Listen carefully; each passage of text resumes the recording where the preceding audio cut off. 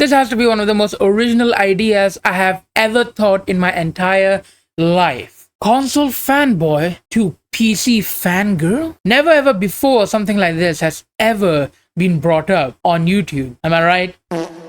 Well, the story starts in 2014. That was the year my brother had just passed from school and my dad had bought him an Xbox 360. And that day, it was an eye-opener. A game changer, if you will. It's like a teenager finding out that his pee-pee can do more than just peeing. I mean, you know, that one biology class, it just shocks everyone to death. What? The moment I laid my eyes on that shit, even though it was not mine, it was my brother's, I knew that I was in love. It was beautiful. Beautiful, immaculate. And I know, it's 2014 and the Xbox 360 came way before that. I get it. But at that moment, I didn't actually know that something like gaming console even existed. There was so many games that you could play on the Xbox 360. The first game I ever played was FIFA. And it just took me off the ground, lifted me up. It's like the Simba movement. It was amazing. The graphics and the way the players moved, it felt awesome. And the amount of games that I played on the Xbox 360 was a lot. And very different types of games. I mean, you had the RPG games, you had the car simulation, you have football or any other sports or wrestling games. It was just amazing playing it. Growing up, I started to get more into gaming. And down the line, I myself had gotten my own gaming console. Why am I focusing a lot on my own gaming console? Because the Xbox 360 was not my console. It was my big brother's console, mind you. And I can still remember one of my most fondest memories since my childhood connected to the Xbox 360 is the fact that one day I was getting my ass whooped by my sister on Tekken. She was playing with that dumb, stupid robot character, you know, and she was spamming that one stupid move. And I could not dodge it, I could not block it, and I was raging and raging and raging. And she was just laughing and laughing and laughing.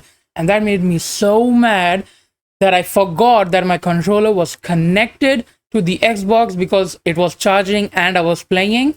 And I just pulled the controller and the Xbox 360 literally fell from the table where it was at. And my big brother was literally just sitting right behind us. When he saw that shit, I could just feel the ominous eyes of his. A chill in my spine went and I got to know that I am effed up now. So I just made a run for it. I was running towards the bedroom where my mom was. He did not care. He burst in there like a raging maniac and he just started pounding on me. Not that way, don't think that. But he just started beating me up. Not that badly, like I got bruises or anything, but he was still angry. And that is one of the most fondest memory I have connected with the Xbox 360. Now that I think about it, I kind of deserve that shit, you know. That was my Xbox 360 era. And now, in 2019, I got my own gaming console. My dad gifted me a PS4 in 2019. And I don't want to hear from anyone saying that 2019, that's like 7 to 8 years after it launched. I don't care, okay? I was a happy kid. I mean, yes, sure. Just after 1 month that I had bought a PS4, the PS5 launched. And that was completely fine for me because with what mouth will I say to my dad that it turns out I didn't want the 4, I wanted the 5. He would have buried me 6 feet under. So I just shut it up and I played with my PS4, which is one of the best consoles ever made, period, okay? The amount of games that I had played, like God of War, we had Uncharted. Subway, where winners eat. Ow. You had Red Dead Redemption 2, Gran Turismo, GTA. And the main reason why I had actually bought a PS4 instead of an Xbox One, the Spider-Man game. Peter, it's time to get up. As I said, even the PS4 was a huge advancement. It's like for a midget, you know, when you just pick them up and then you like show them around the world, like this is how it looks like. That is how I felt. I was on top of the world at that moment when I got the PS4. Now, being a console fanboy was great, okay? But there was one thing that I found completely stupid as a console fanboy myself: the console war. The PS, the Xbox, and the Nintendo. I am not a huge fanboy for any particular console, like, oh, I started with Xbox, so I need to just live with this now. I guess this is my choice going now from my life. I will defend the honor of the Xbox until my dying breath. Even at my deathbed, I will be cursing my grandchildren who will be having a PlayStation. No, I am not that kind of a dude. Okay, I went from an Xbox 360 to a PS4 and I enjoyed it. I didn't think much about it. So in my opinion, it's one of the most ridiculous and lame things, but I hated something more when I was a console fanboy. Silly console peasants! That is right.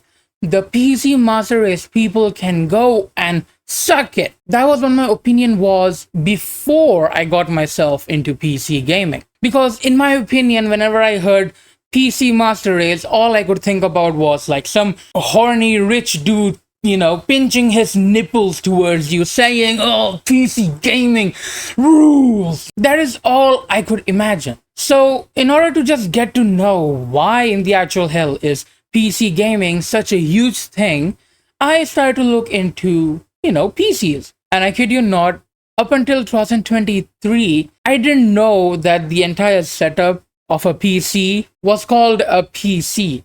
I used to think that it was called a CPU. I started learning and I got to know that a CPU is a processor, and there's something known as a GPU, known as the graphics processing unit. So the more I went into it, the more awesome it felt. But I couldn't build one because I am a college student and my college is in another country. So that is the major issue. I know some people that actually have taken their PC, they have packed it very nicely and safely, and they've taken it. But you see, I am what people call a pussy. And I do not want to take that risk, okay? I do not. I mean, it's not just a PC. You need to take your monitor and each and everything that you have bought. And if one thing gets damaged, it is still a huge hole in the wallet of my father, which I also don't want. As you see, I am something known as a jobless guy, a freeloader.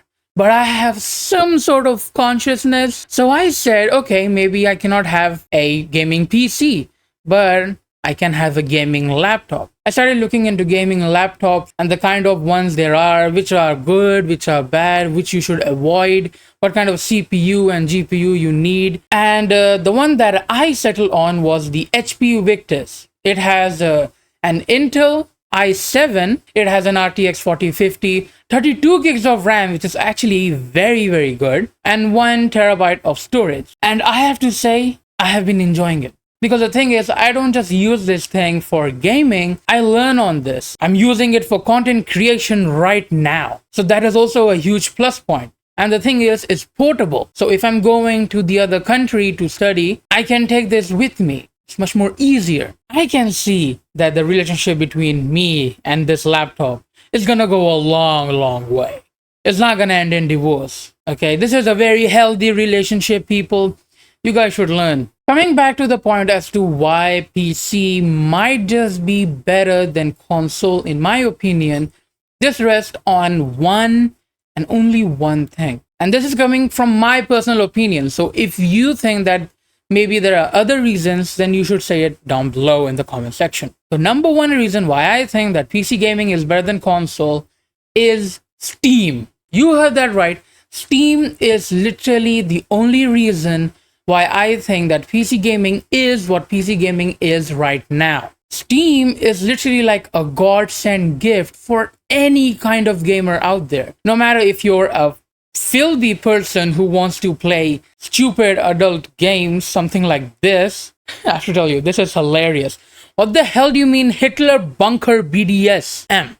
It is one of the worst things I have ever seen with my eyes. And the fact that this is available on Steam. So for any filthy people out there, knock yourself out, I guess. I don't know. So as I said, Steam is like something which every person loves because you can play any and all kind of game there, as I just said. And their prices are very, very cheap. Like the moment I go on Steam, there is some or the other game that is on sale all the time. And 4 to 5 months in a year, Steam always has some huge mega sale on which literally every game available on Steam goes on sale. And when I say sale, I don't mean the PlayStation and Xbox or Nintendo sale where they cut off like 10% or 20% of a game and then they say, oh yeah, this is some great sales right here. No, these guys will literally give you Red Dead Redemption 2 90% off. I mean, it could be a big RPG or AAA game, or it could be a small indie game. And I know what some of you will also say, that PC is also good because there is pirating in it. But as I said before, I am what people call pussy. I'm not saying that I don't want to do it, it's just that I am kind of afraid to do it. Because if something happens, some sort of malware attack or anything like that on my laptop, it will seriously ruin a lot of things. Because I don't just use this for gaming, as I just said. I use this literally for everything that I do. And anytime I buy a game, it is always on sale on Steam. If you guys are pirating and everything, that is totally fine. And that was the switch that I had from consoles to PC. Well, PC-ish. I still have a laptop, but one day I hope that I will get to make my own PC. Well, that was the video. If you think the video was good, you should like, share, and comment down below what are your thoughts about consoles and PC and which one is superior. And to watch more of me, you should really subscribe. And I guess I'll see you in the next one.